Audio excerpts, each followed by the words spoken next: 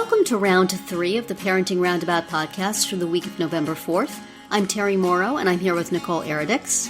Hello. And Catherine Haleko. Hello. We're moms of teens and young adults, and when it comes to parenting, we've been there, done that, bought the t-shirt. But we're still waiting for that day when we'll reach the finish line and have no further need to lay down in a dark room with a wet rag over our eyes, worrying about something or other.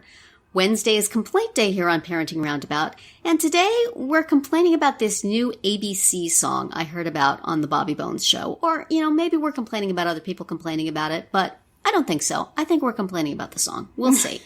I heard on the Bobby Bones show that somebody had decided that the ABC song we've sung forever is confusing to children because they think LMNO is one letter because it is mashed together in the song. Hum the song to yourselves in your head right now, and then we'll look at this replacement that some well-meaning person has put out, which basically just stretches it out. I'm going to try to I'm not going to sing it. I'm just going to kind of say it in rhythm, but it's like A, B, C, D, E, F, G, H, I, J, K, L, M, N, O, P, Q, R, S, T, U, V, W, X, Y, Z. What? So you don't get that LMNOP, but you lose the rhyme. The way the song is originally, LMNO is mashed together so that you can rhyme G and P. Right. And then V, and then Z. Yeah. And rhyme, as we all know, is extremely helpful in memorizing things. Which is why you remember the songs you listened to in high school better than you remember anything you learned. Right. Except maybe I before E, except after C, or sounded as A as a neighbor and way, and stuff like that. The stuff that made rhymes, you remember. Yeah. Exactly. That is why you remember it. Right. So, Nicole, as an educator, is this a real thing? Are kids really believing that LMNO is a letter? Are they not looking up at the ceiling in their classroom where the alphabet is spelled out? Do they have no visual aids that can help them with this? Because come on. I'm thinking, kids don't generally, they might learn the song when they're really young, but then they eventually learn the letters that go with the song, and then it kind of comes together. So what's the big deal? I mean, I don't understand, why change something that I think for the most part has worked? I don't know.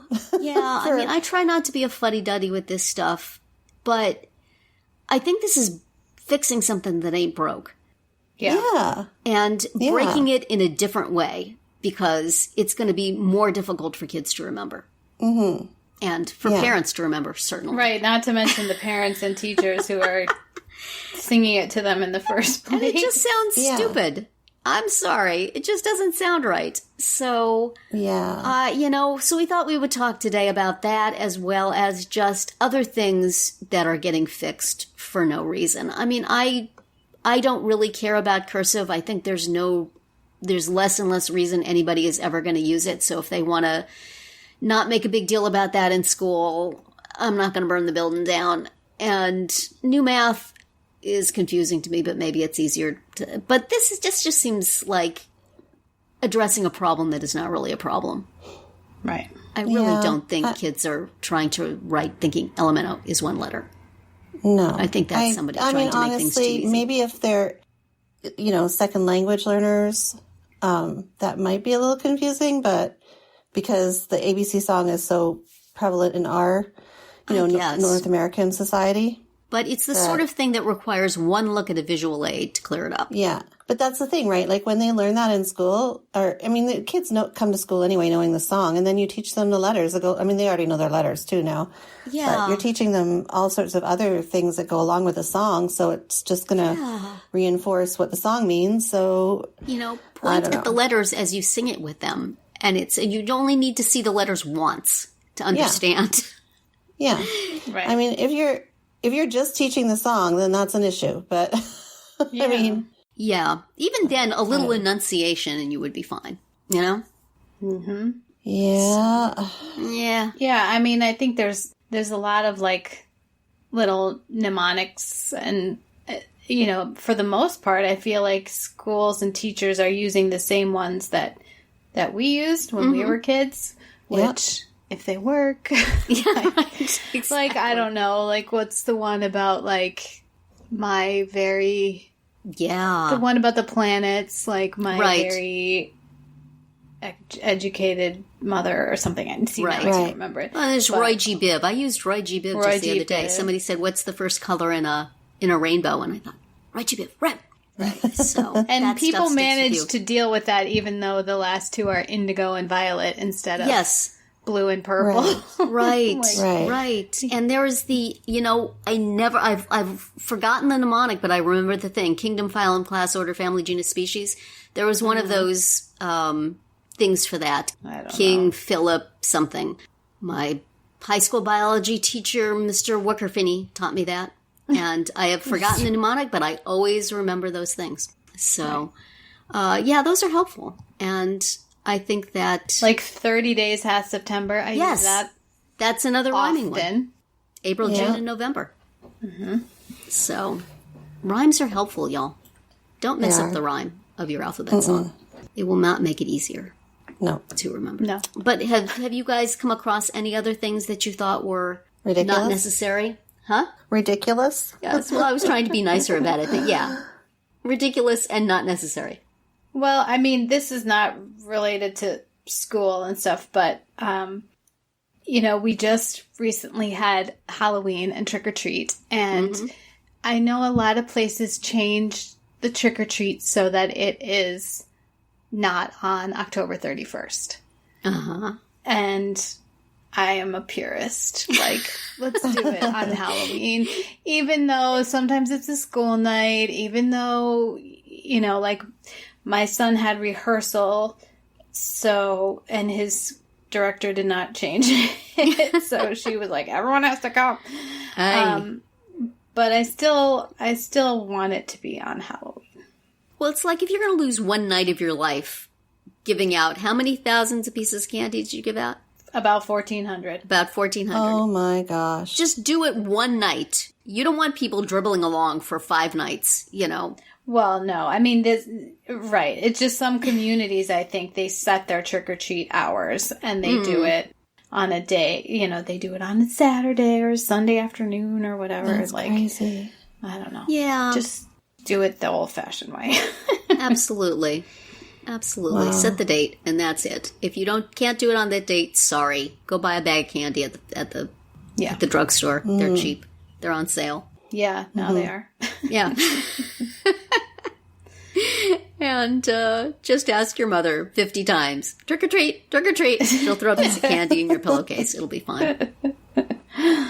Yes. People just, I don't know, try to change things for convenience, I guess. And I am generally all for convenience, but that seems silly.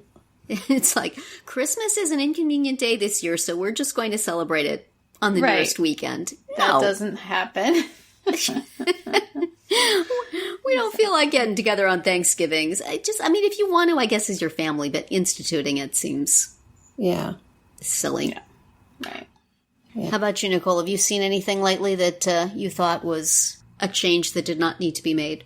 Oh, I see it all the time in education. That's right. Tell us some more education stories. What other things are they doing that's silly? Oh, just things that just don't make total sense. Like, speaking about Halloween, right? Mm-hmm. I was listening to, I don't know where I heard it, but there was a teacher who had decided that rather than doing a Halloween party, he was going to have the kids research, write an essay, and present on the topic of a famous person, and then they had to dress as the famous person for Halloween. Like, why? Why? Why would you make that family suffer finding a second costume for Halloween when the kids already have one? Yes. So it's just little things like that I see in the school systems all the time that just, it's like, you're making extra work, why, or even homework policies that come and go all the time that drive me crazy, having set times and certain things and then getting parents involved. And it's like, I understand that there's value to getting the family involved in the homework, but really, you don't think they're already involved? Right, why do you have to add more? Get Give the family a break, for goodness sake. Yes. So, yeah. Well, and that's the same with like fundraisers and things. The kids are not going door to door around their neighborhood with their little sign-up sheet anymore. It's the parents who have to take the sign-up to their office or put it on Facebook or whatever. When I was a kid, we went door to door. I sold choir tickets 3 or 4 times a year. Right. And if people didn't want to buy them, I said, give me the money and I'll donate it to a senior citizen. Right. They had to give me the ticket money. Yeah. Those were the days, man. Yeah. I mean, I get it. I definitely don't want to send my child out knocking on doors either. But, they've become pretty separated from the kids doing the work. Yes. Is what I mean.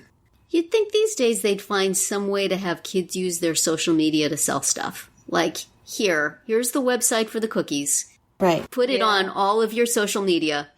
And they do that to some extent, but little kids, if they're under 13, they should. I guess. But yeah, they could set up their own GoFundMe page. Oh gosh. All right. Well, that is a topic for another day.